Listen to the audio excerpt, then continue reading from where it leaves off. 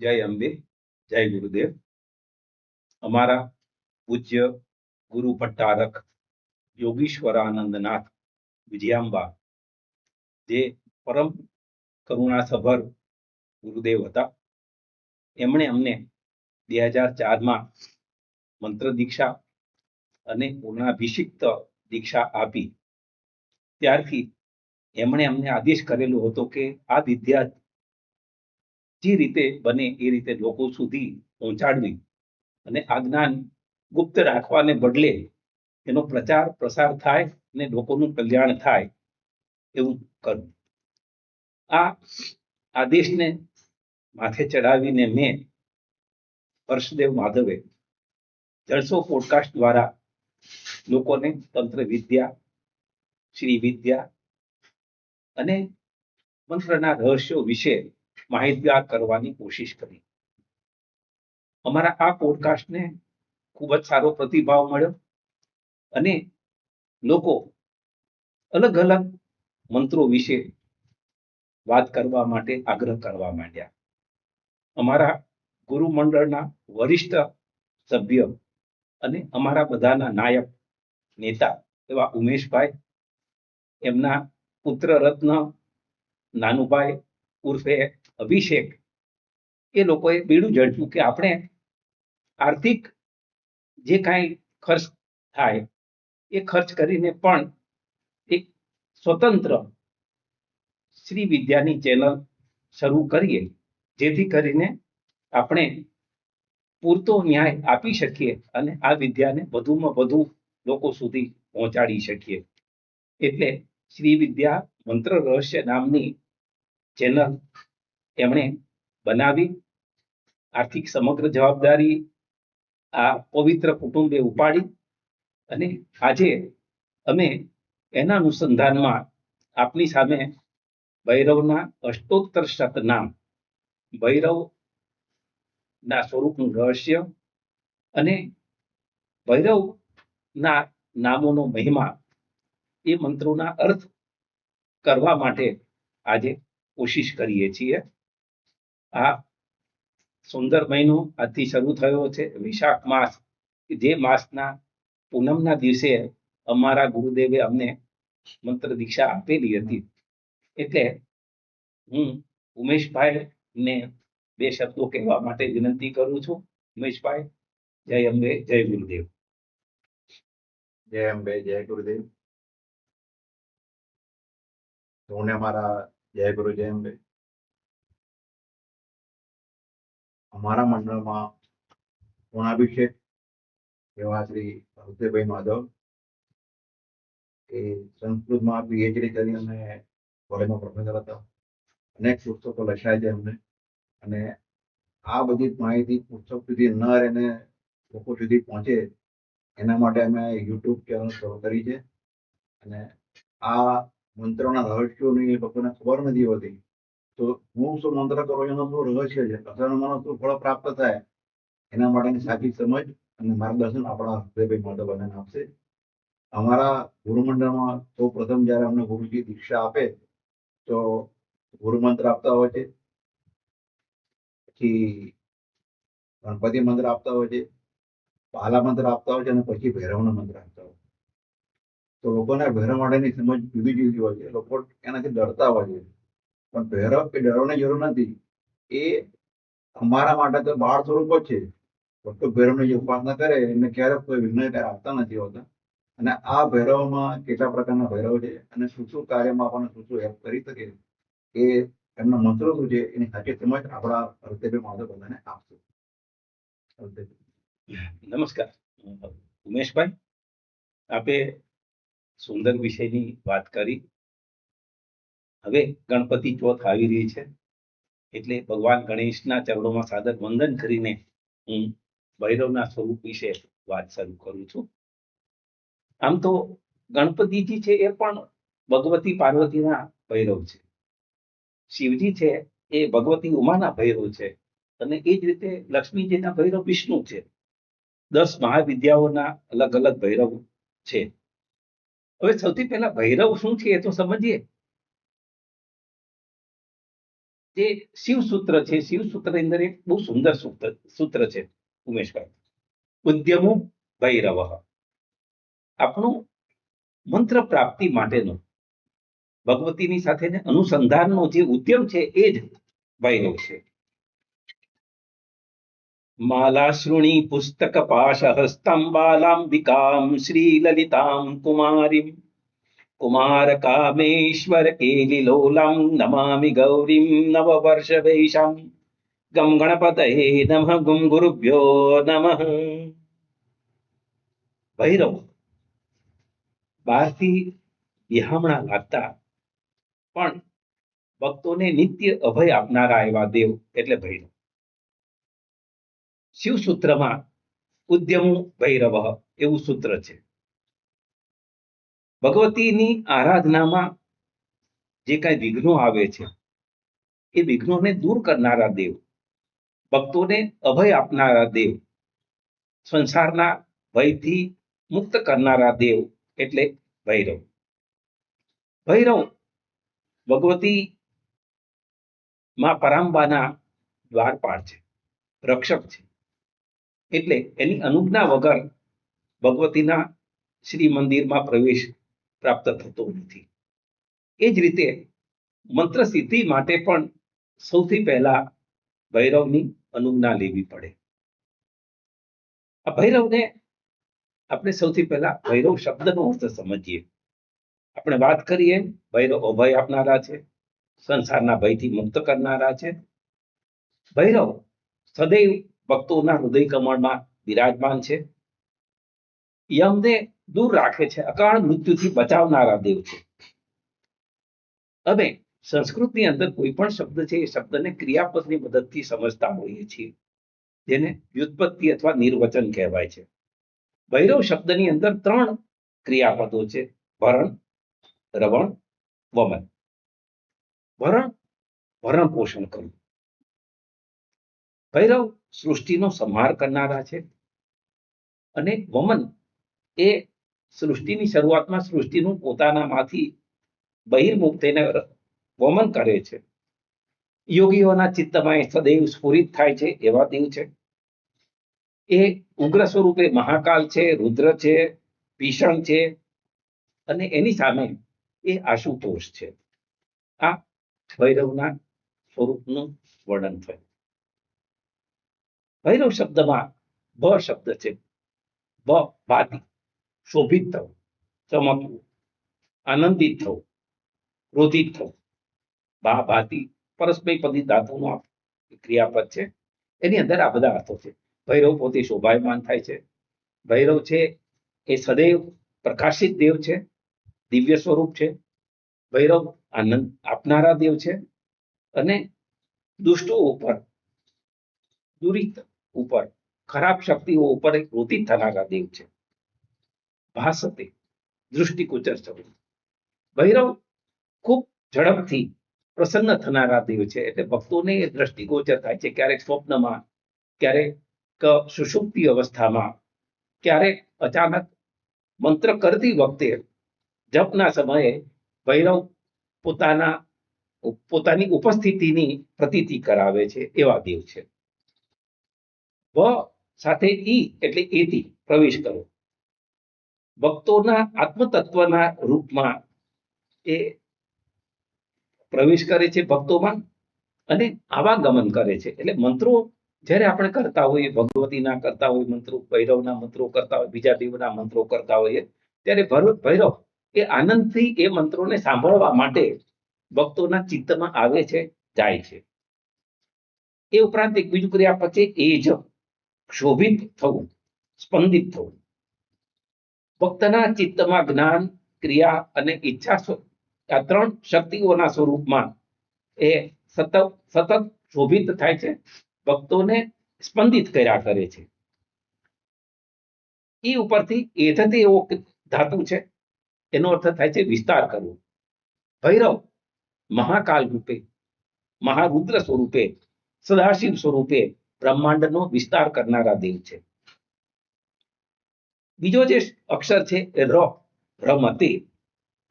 ભૈરવ માટે આ સૃષ્ટિ એ માત્ર એનો વિલાસ છે. એ પોતાના એક આંખના પલકારાથી જગતનું સર્જન કરે છે, એક આંખના પલકારાથી એ જગતનો નાશ કરે છે. એટલે ભૈરવ છે એ સતત રમતે એ પોતાના વિલાસની અંદર મશગુલ એવા દેવ છે. બીજું એક ક્રિયાપદ છે રંભ, નાશ, સૃષ્ટિનો વિનાશ કરનારા દેવ છે ભૈરવ. એ સમગ્ર સૃષ્ટિને પોતાનામાં સમાવી લે છે, અંતર્હિત કરી લે છે. ર સાથે એક રય, વેગથી જવું, એવો એક ધાતુ સંકળાયેલો છે. ભક્તોની પાસે ભૈરવ વેગથી આવે છે. આપણે જ્યારે ભૈરવ દીપ દાન કરીએ છીએ ત્યારે કેટલાક દીવાઓ એ તરત જ એ ઘરે જતા રહે છે, એટલે ઓલવાઈ જાય છે. એનો અર્થ એ છે કે ભૈરવ આવીને એ દીવાના તેજની જે ઉષ્મા છે, ઉર્જા છે, એ તરત જ ગ્રહણ કરે છે. એટલે વેગથી આવવું, વેગથી ચાલ્યા જવું એ ભૈરવનો સ્વભાવ છે. રની સાથે એક બીજું અદ્ભુત ધાતુ જોડાયેલું છે, રાતી, દાન આપે. ભક્તોને અભય દાન આપે છે, એનું દાન કરે છે, ભક્તને સંપત્તિ આપે છે. સ્વર્ણાકર્ષણ ભૈરવ નામના એક ભૈરવનું અદ્ભુત સ્વરૂપ છે. એની ઉપાસના કરવાથી ભક્તોની ગરીબાઈ, ભક્તોનું દારિદ્ર્ય, ભક્તોની કંગાલિયત દૂર થઈ જાય છે. એટલે રાતી દાન કરે છે, એ એક અકાળ મૃત્યુથી બચાવીને જીવનનું દાન કરે છે, એવા આ દેવ છે. રહ એટલે અલગ થવું. ભૈરવ છે એ શુદ્ધ ચૈતન્ય છે. સૃષ્ટિથી અલગ થઈને એ તમારી સામે પરમ તત્વ તરીકે પ્રગટ થાય છે. રાધ, શક્તિમાન થવું. ભૈરવ છે એ પંચકૃત્ય પરાય દેવ છે. એટલે ઉત્પત્તિ, સૃષ્ટિ, સ્થિતિ અને સંહાર. અને એ ઉપરાંત બીજા એમના બે કૃત્ય છે, અનુગ્રહ અને તિરોધા. જે ભગવતી પરાંબાના જે 5 કૃત્ય છે, એ 5 કૃત્યમાં ભૈરવ એ પણ એના સાથે રહેલા છે. રાધ એટલે પૂર્ણ કરવું. ભક્તિની અનુભૂતિ થાય ત્યારે ભક્તને પૂર્ણતાનો અનુભવ કરાવે છે. ઉમેશભાઈ, આપને નવાઈ લાગશે કે આનંદ ભૈરવ નામનું એક બહુ સુંદર તંત્રનું પુસ્તક છે. એની અંદર આનંદના જે સ્વરૂપો છે એ બધા ભૈરવ દ્વારા ભૈરવની અનુભૂતિ કરાવનારા તત્વો છે.